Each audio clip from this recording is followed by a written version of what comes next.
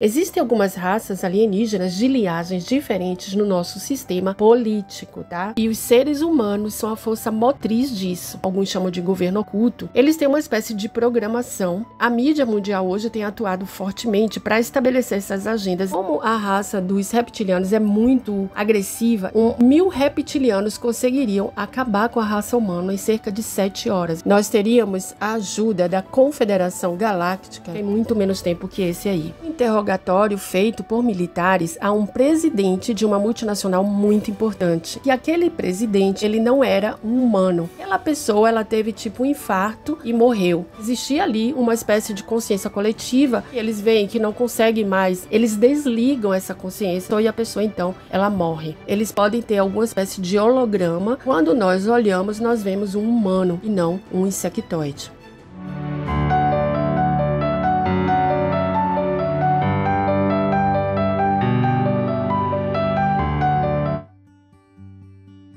Olá, sejam todos bem-vindos ao nosso canal. Nesse nosso encontro, vamos continuar falando sobre raças extraterrestres, cujas informações foram obtidas por Sarah Breskman em uma entrevista feita em estado de hipnose ao eu superior de uma de suas pacientes. Então, a primeira pergunta que Sarah faz é sobre a raça do louva-a-Deus. O eu superior diz que são seres altamente empáticos, mas também tem uma sensação masculina muito forte, que é quase o oposto da empatia.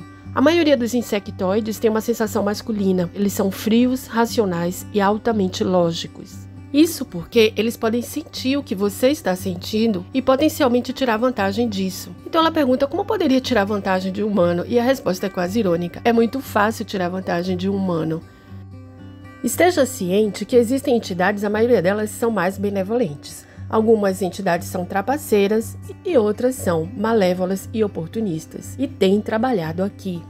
Trabalhado para fazer o quê? Que tipo de trabalho que eles querem fazer? E vê a resposta. Esse trabalho é a construção para habitar em certos humanos aqui na Terra, para que eles possam promover suas próprias agendas, sobre as quais não desejamos falar. Por que você não deseja falar sobre isso? Certas agendas não são para discutir, não tem nada a ver. E Sarah insiste em perguntar se existem essas agendas de fato. E o eu superior diz que tem sempre agendas. Sempre tem seres trabalhando em todo o mundo. Tem sempre uma agenda intrínseca. Existem algumas raças alienígenas de linhagens diferentes no nosso sistema político, tá? Ela fala aqui de sistema político. E, no entanto, a energia está sendo colocada em certas coisas e os seres humanos são a força motriz disso. Quando os seres humanos, como um coletivo, focam o seu pensamento em uma determinada agenda, essa agenda se torna uma realidade.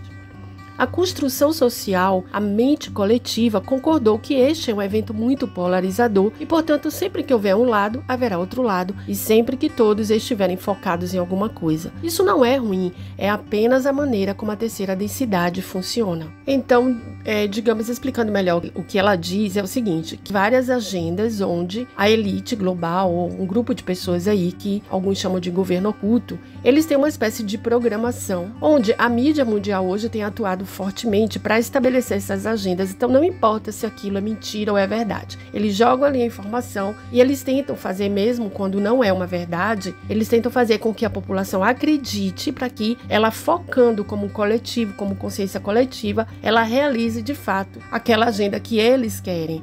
Eu vou deixar, inclusive, aqui na descrição desse vídeo, um link para uma playlist muito interessante sobre o projeto Looking Glass, onde um ex-militar dos Estados Unidos ele fala dessa programação, dessa agenda que eles tentam implantar de qualquer forma. Então, voltando a falar dessa agenda, é uma espécie de programação onde a mídia mundial, inclusive, tem atuado fortemente para estabelecer essas agendas. E quando as opiniões são contraditórias, eles passam a perseguir nas redes sociais as pessoas, os cientistas, políticos, quem quer que seja que tenha opinião contrárias a eles, ou seja, eles não deixam que a população tenha acesso a essas informações. Então, por isso, eu sempre digo 3 coisas. A primeira é pesquisar, pesquisem sempre, mesmo ouvindo pontos de vista diferente, porque é mais fácil vocês conseguirem ter um ponto de equilíbrio quando você ouve opiniões divergentes. A segunda coisa, pense por si próprio, porque você é um ser esclarecido e você pode ter suas opiniões. Todos nós estamos sujeitos a seguir algumas inverdades, mas a princípio vamos pesquisar e se inteirar e deixar que o nosso eu superior desperte dentro de nós a verdade daquele fato. E a outra coisa, não se apavore nem tenha medo de nada, porque você é uma divindade experienciando uma vida terrena junto com tantas outras pessoas nesse planeta, criando a própria realidade.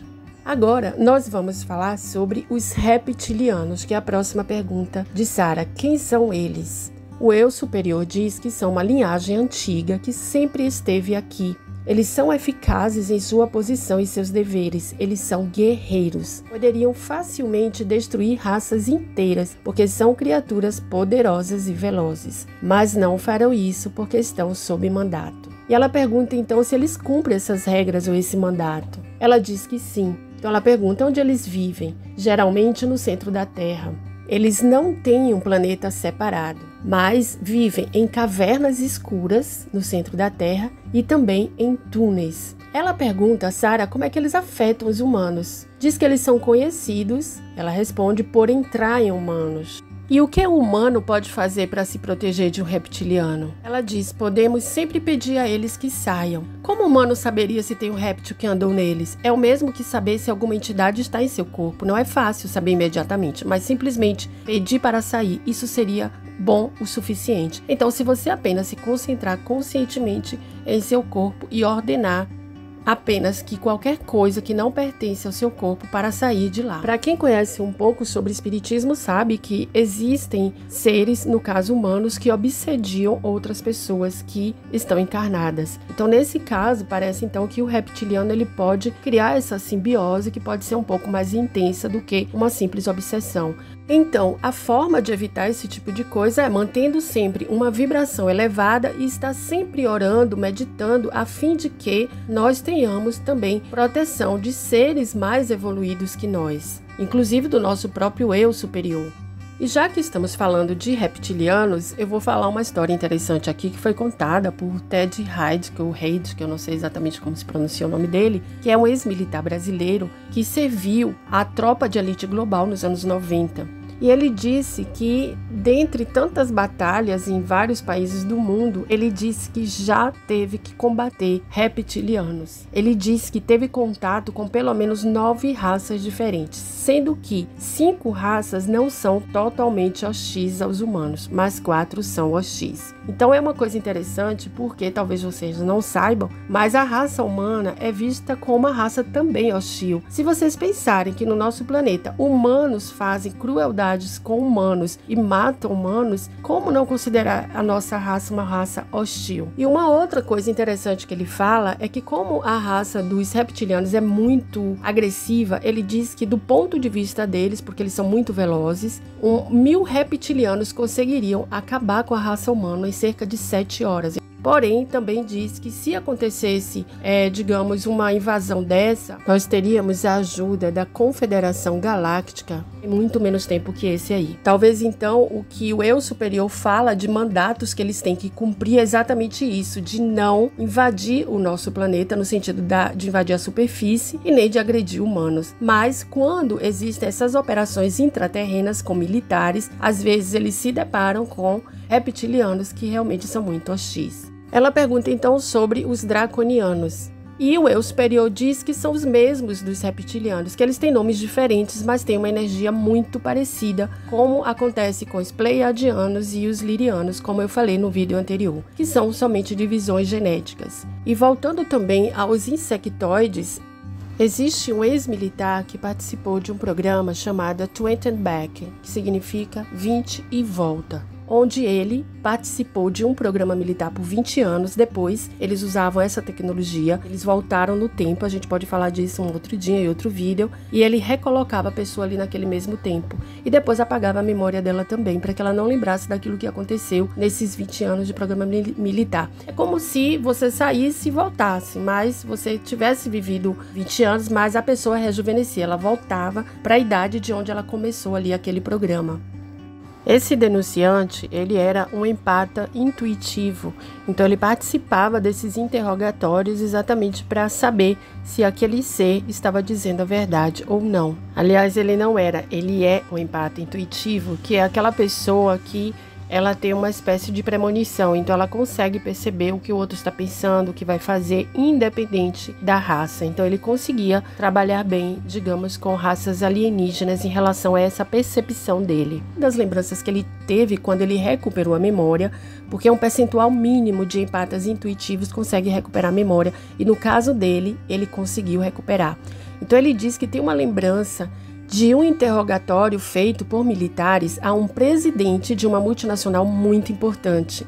Eles desconfiavam, chegaram à conclusão de que aquele presidente ele não era um humano. Esse denunciante, que depois se tornou denunciante, ele estava presente porque, como empate intuitivo, ele teria que ficar ali para saber se estavam dizendo a verdade ou não.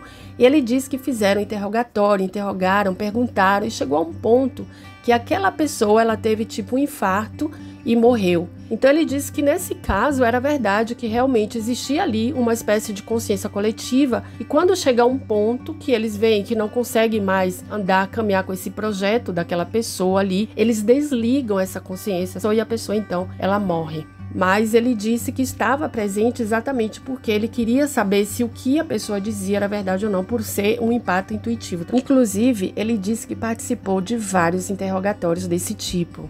Agora dizem que existem aí duas possibilidades. Ou essas pessoas, elas são humanas e são monitoradas, têm uma mente monitorada por uma raça que é uma consciência coletiva que está por trás, ou eles são realmente insectoides. Eles podem ter alguma espécie de holograma que quando nós olhamos, nós vemos um humano e não um insectoide. Então, eu concluo o vídeo de hoje. Muito obrigada a quem nos seguiu até aqui. Não esqueçam de curtir, compartilhar. Quem está aqui pela primeira vez, se gosta desse tipo de assunto, não esqueça de seguir o nosso canal e de marcar também o sininho. Muita paz e muito discernimento na vida de cada um de vocês. Até a próxima!